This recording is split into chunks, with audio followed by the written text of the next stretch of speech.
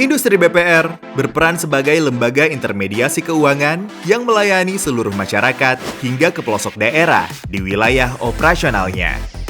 Dalam menjalankan aktivitas bisnisnya, BPR menghadapi beberapa risiko operasional. Salah satunya disebabkan oleh fraud.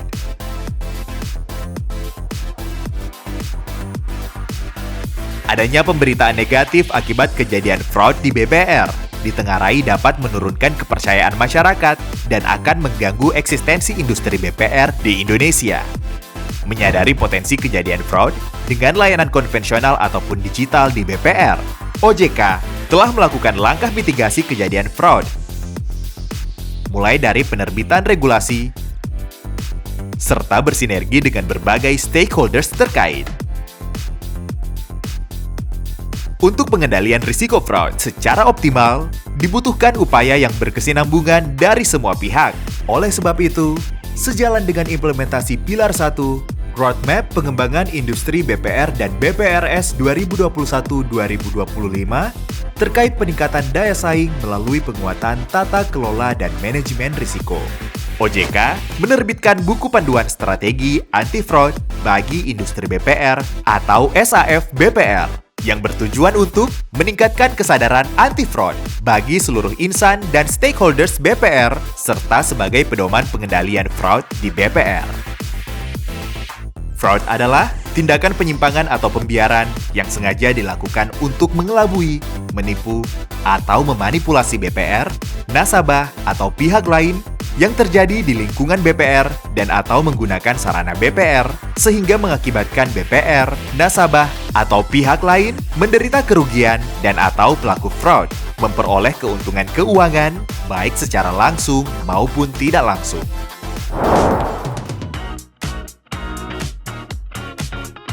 Menurut Fraud Diamond Theory, seseorang melakukan fraud disebabkan oleh 4 faktor.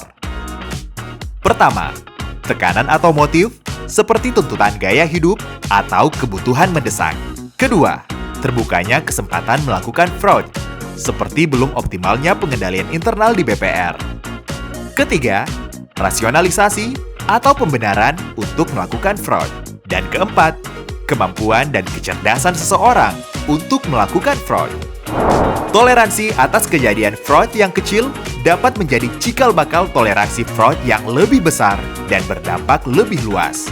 Dimulai dari penggelapan dana ratusan ribu hingga penyalahgunaan kredit debitur dengan nilai signifikan secara sindikat yang pada akhirnya menyebabkan kerugian BPR.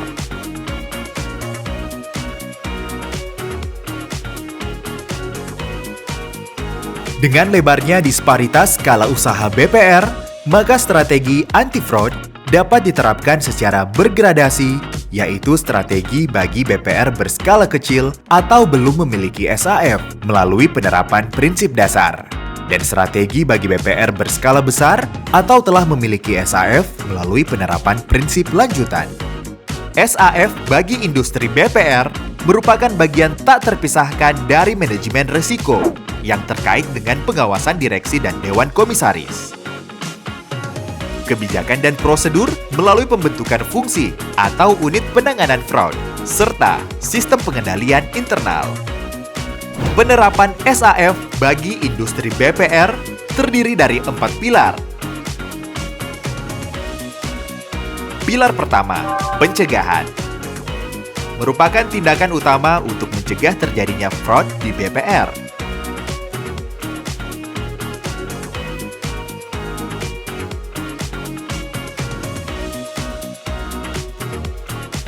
Pilar kedua, deteksi. Sebagai upaya identifikasi kejadian fraud secara tepat waktu.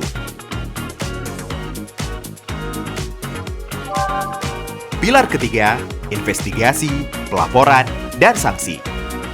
Berupa mekanisme investigasi dan pelaporan fraud secara efektif, serta penerapan sanksi yang menimbulkan efek jera. Serta pilar keempat, pemantauan, evaluasi, dan tindak lanjut. Merupakan upaya untuk mengendalikan fraud secara responsif dan penyelesaian kasus fraud secara tuntas. Setiap pilar SAF diimplementasikan oleh 3 lini pertahanan di BPR, yaitu 1. Fungsi operasional, 2. Fungsi manajemen risiko, 3. Fungsi internal audit, yang didukung OJK untuk memperkuat lini pertahanan yang ada.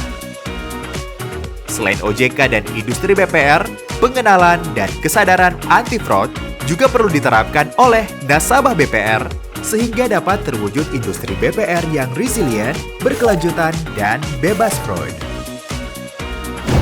Ayo, unduh panduan SAF bagi BPR pada website OJK.